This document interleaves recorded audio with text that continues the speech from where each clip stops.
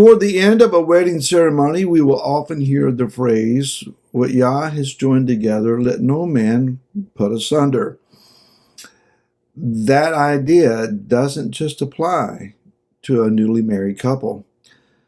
Hi, this is Barry Phillips with 10-Minute Torah, day number 4 of the Yikra, and we are today in chapter number 3. Beginning with verse 1, it says, "And if that which he presents is a slaughtering of peace offerings, if he is bringing it of the herd, whether male or female, he brings a perfect one before Yahweh. He shall lay his hand on the head of his offering and slay it at the door of the tent of appointment, and the sons of Aaron the priest shall sprinkle the blood on the slaughter place all around.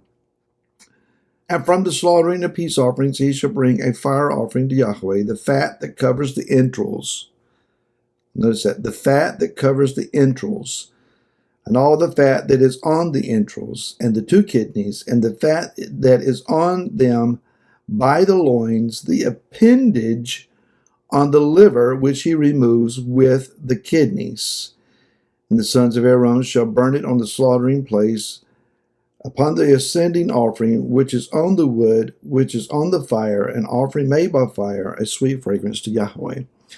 So we're talking about the Shalomim, or peace offerings. Peace is not necessarily the best translation of the idea, but it is the wholeness and completeness offering, if you will. The idea is that one wants to offer thanks or thanksgiving for a work of Yah in their life, or celebrate the righteous relationship they have with Yah.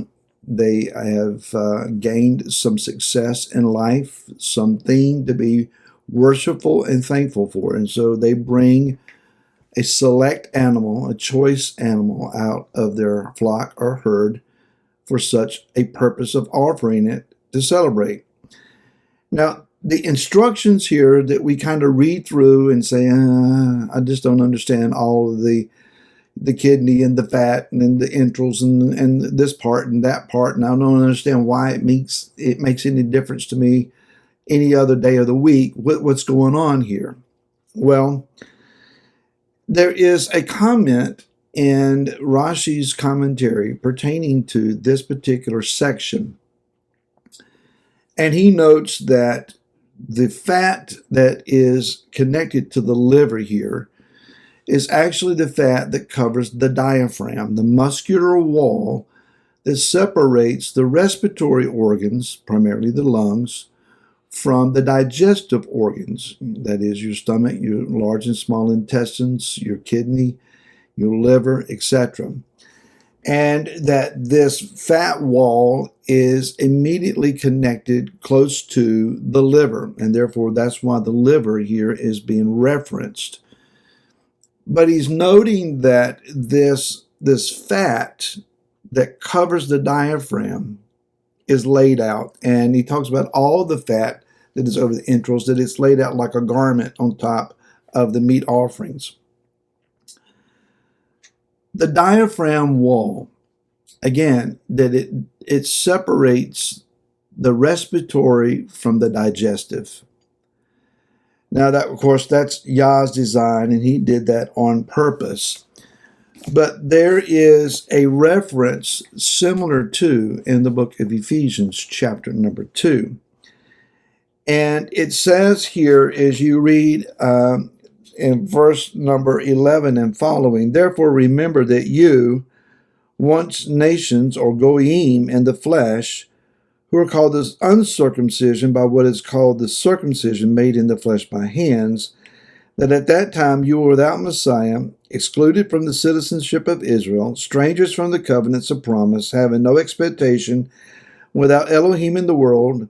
But," here's where everything changes, "now in Messiah Yeshua, you who were once far off have been brought near by the blood of Messiah, for he is our peace, who has made both one, having broken down the partition of the barrier." And notice verse 15, "having abolished in his flesh the enmity, the Torah of the commands and dogma." We'll talk about that phrase in a minute. so as to create in himself one renewed man from the two, thus making peace. So Yeshua is indeed our peace offering.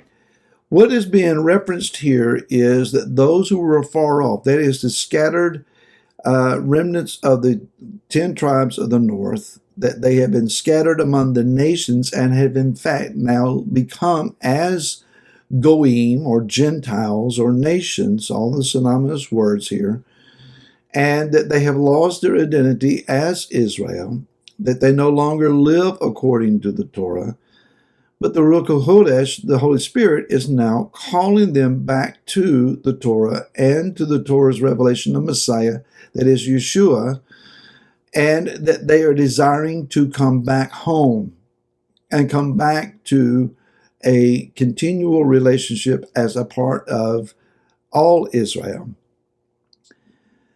The circumcised, that is the Jewish component of the house of Judah here, is resistant.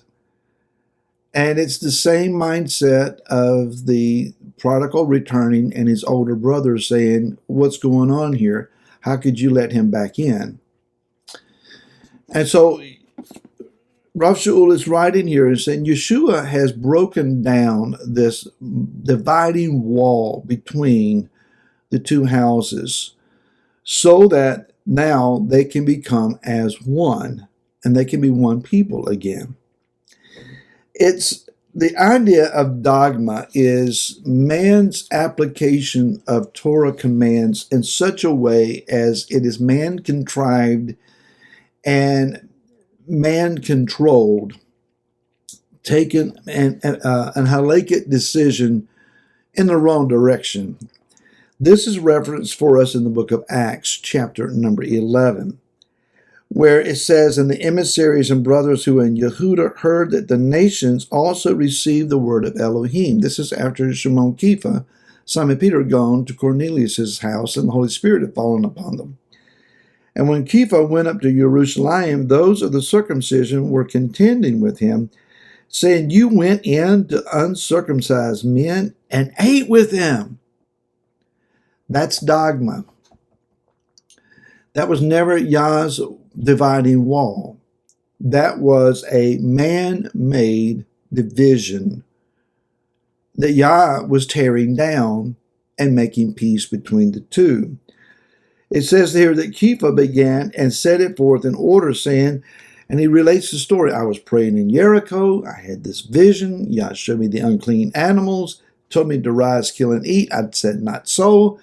I've never eaten anything unclean. 3 times it happened. And he said, immediately after this had taken place, in verse 11, 3 men stood before the house where I was, having been sent to me from Caesarea, and the Spirit told me to go with them, not doubting at all. I went down by the direction of the Ruach HaKodesh. And he said, when I began to speak, in verse 15, the set-apart Spirit fell upon them, as upon us at the beginning. And I remember the word of the Master, how he said, you cannot indeed immersed in water, but you shall be immersed in the set-apart Spirit. So if the Holy Spirit, Elohim has given them the Holy Spirit, as he gave it to us, who am I to act against the Ruach HaKodesh and against Elohim? This tore down in their reality the dividing wall of division between Gentiles, Goyim, if you will, and those who were of the sect of Judaism known as the Way, or those who were followers of Messiah Yeshua. We go back here then to Leviticus and realize that this fatty wall over the dividing part of the respiratory, those who were given to following this breath of Yah, the Holy Spirit, and being led by the Spirit, and those who are more digestive, those who would take the rudimentary elements of the word and digest it and digest it and digest it and break it apart, like our brother Yehuda, that's been torn down so that we can now come together and we can be drawn to the Father by the same self-same Spirit. Don't fight against what Yah is doing, especially in our day. We need to be a part of the reconciliation and not fight against it. I'll see you again tomorrow. Till then, shalom.